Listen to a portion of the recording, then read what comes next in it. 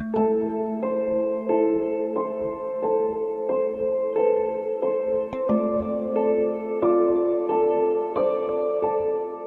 in 21st century is a very exciting thing. There's many things happening, rapid changes. We have this growth in knowledge and technology. Every day something else is discovered, something new. So we are witnessing many different changes and a lot of information around us. Every day, social media, Google, Facebook, we are overwhelmed with the amount of information, but the art of thinking is getting lost. People forgot how to think properly, how to think creatively, constructively, analytically, competently, and think in ways which is very clear to even communicate. We are overwhelmed with information, but we don't know how to process this information and make sense of it. What I discovered when I was teaching the last few years theology, students are coming and presenting different papers, and in those papers I can see that there is a lack of this clear argumentation and concepts. And this is actually one of the obstacles which stands on our way to really search for more, to understand our life and make sense of it. Well, today we're going to think about how to actually clarify our thoughts, how to make them clear and efficient. Everything starts with the building blocks of our thinking, which is concepts. These are words and concepts and ideas, okay? And we need to know how to define them. I propose 5 ways of how you define your concept. This is something which is not my own creation, but people have been using this while writing dictionaries and different encyclopedias, and these are techniques which are well known in the field of logic and linguistics. So, technically, first there is a synonym method, where you want to describe a certain term, connecting it with words which closely define it. So this is more like a linguistic definition. You would like to search for etymology of the word, for the root of the word, how did it develop, the language about it, and so on. So let's say you can talk about elephant being an animal, okay? That's already a close word. A certain type of animal, perhaps, and so on. And you can then continue to qualify this linguistic definition. On the other side, once you describe what it is, you're still not done with the method of defining, with refining and reaching clarity of this concept. Therefore, we need to actually think in terms of analysis. So this is analytical method. What is this concept or phenomena or object? What do they consist of? What are these main ingredients? What are the main aspects and dimensions? Let's say if you talk about faith, it's a very complex one. It's a pregnant word, has many different meanings. You can say, well, this term has a cognitive aspect. When we say your faith, sometimes we mean the content of this faith, which has certain propositions and certain set of beliefs that you hold about reality. Yet also it can be a relational thing. You have faith in somebody. This is the matter of you trusting somebody. So this is something which Luther called fiducia. Then we have the third aspect, which can be ethical aspect. When you have faith, this is not only the internal emotional response and cognitive response, but also it has this physical, concrete manifestation, usually in human deeds and works and so on. Also, faith has relational and many other dimensions. You can go on and proceed to define different aspects that this pregnant word contains. So this is all to answer the question, what does this particular concept contain? Okay, what are the elements, the foundational aspect? Then you want to move on. You want to see, once you define the concept by naming it first, synonym method, and then elaborating further and more deeper what it contains, you want to move on and see how this particular concept relates to a very similar concept around it. How does faith relate to love, to peace, and other possible responses? How is it similar and how is it different? That's the key question. You're comparing and contrasting. And then you're describing how faith helps you in life, how does it solve human problem of distrust and broken relationship, how faith is expressed in church setting or in a setting of your daily life, how faith actually functions as the way of knowing and confidence necessary for you to reach out for meaning of the universe and so on. So you describe the faith against other terms, showing how it's similar and how it's different than them. Okay, this is this kind of synthetic, big picture thinking, where you place this concept against the wider conceptual framework that you contain in your brain.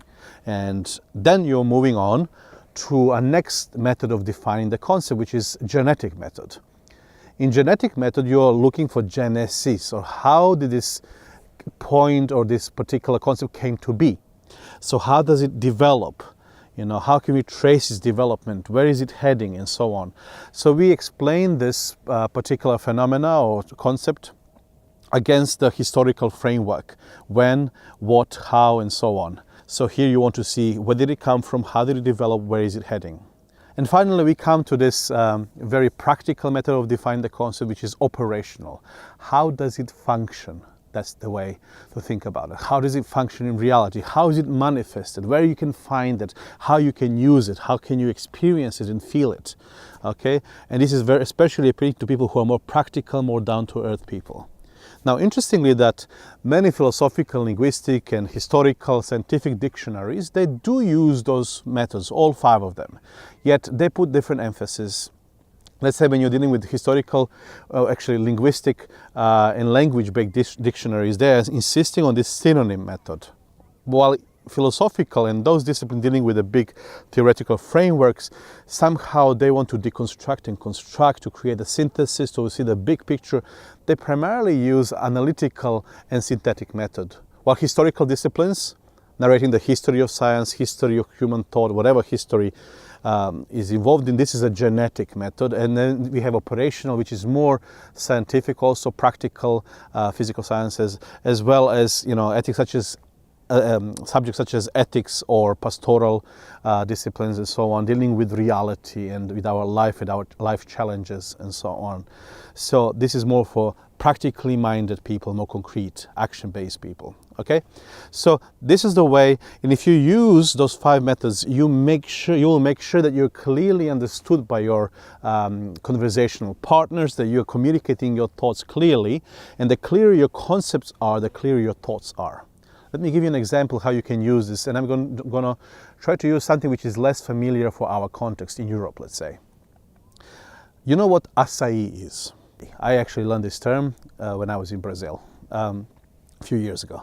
So açaí, for most of Europeans, it will be unknown term. So let's try to use those 5 methods of defining the concept to actually see how we can use those, and the further we go in this explanation, it's going to be clear to you what do I mean by this.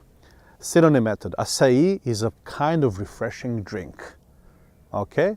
Well, because I'm familiar with what drink is and what refreshing drink is, I could place this somewhere in some categories in my brain. Yet then I go to the next step, which is analysis. What does it consist of? What are the elements? Well, let's try to describe the property of açaí. So this is a sort of drink which has a red color. Here is one property. This is the color. It's very cold usually, and that's why it's refreshing. Also, it contains a bit of water, a bit of ice, which makes it refreshing. And then we have, sometimes people put nuts in it, or even banana or different fruits. But the main ingredient is the fruit called açaí, which you can find in the Amazon, let's say. Okay, well, it's clearer now, yet we are not done. You want to ask the question, so how does it compare and contrast and compare this term with similar drinks? You can see, how does it compare to my experience of refreshing drinks? Okay, I'm used to lemonade. Is it similar to lemonade? Yeah, maybe the effects are same, but somehow açaí boosts your energy. It's almost like an energy drink.